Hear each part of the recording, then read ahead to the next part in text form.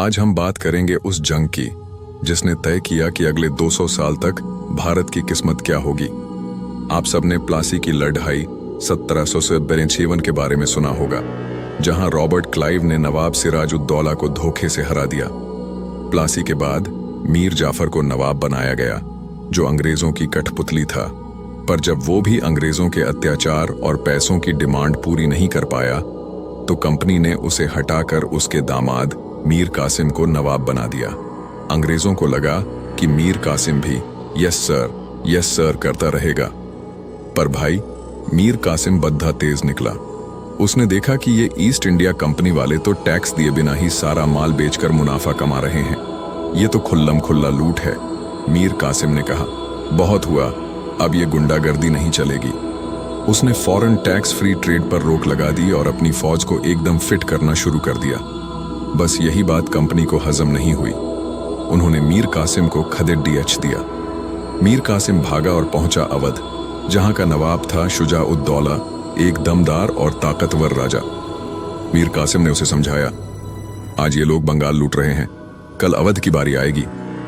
इसी बीच उन्हें मिला मुगल बादशाह शाह आलम द। सोचिए, भारत का असली सम्राट, बंगाल का नवाब, अवध का नवाब और मुगल शहंशाह। इतिहास में शायद ही कभी इतने बड़े और ताकतवर 3 लोग एक साथ आए हों। उनकी फौज लगभग 60,000 सैनिकों की थी। सामने थे मेजर हेक्टर मुनरो के केवल 7,000 से 9,000 अंग्रेजी और हिंदुस्तानी सिपाही। ये तो ऐसा था जैसे एक क्रिकेट टीम के सामने पूरा मोहल्ला खेलने आ गया हो। पर इस मोहल्ले में एक बड्डी कमी थी। 22 अक्टूबर 1764, जगह बक्सर। एक तरफ थी नवाबों की भीड़दा, दूसरी तरफ थी कंपनी की जबरदस्त ट्रेनिंग।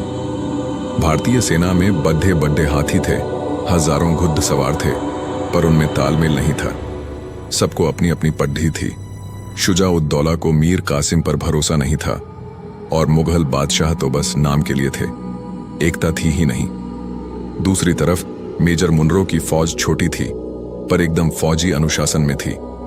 उनकी तोपें जबरदस्त थीं और उनके सिपाही परफेक्ट टाइमिंग के साथ गोलियां बरसाते थे। इसे वॉली फायर कहते हैं। एक साथ 200 बंदूकें चलेंगी तो सामने वाली फौज का क्या होगा, आप सोचिए। देखते ही देखते नवाबों की विशाल सेना बिखरने लगी। अफरा तफरी मच गई। मीर कासिम तो मैदान छुड़ाकर फरार हो गया। भारतीय राजाओं की इतनी बद्दी हार ने सबकी आंखें खोल दी। यह हार इतनी भयंकर थी कि इसने पूरा खेल पलट दिया। 1765 में रॉबर्ट क्लाइव वापस आया और उसने शाह आलम ठम और शुजा-उद-दौला के साथ एक करार, ट्रीटी ऑफ इलाहाबाद किया। ये कोई छोटी मोटी डील नहीं थी भाई, ये थी भारत के खजाने की चाबी। डील क्या हुई, ध्यान से सुनिए।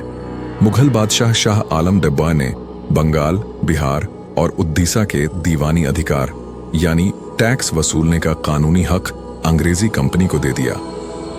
अंग्रेजों ने बदले में बादशाह को सालाना पेंशन पर रख दिया, यानी मुगल सम्राट अब कंपनी का तनख्वाहदार नौकर बन गया।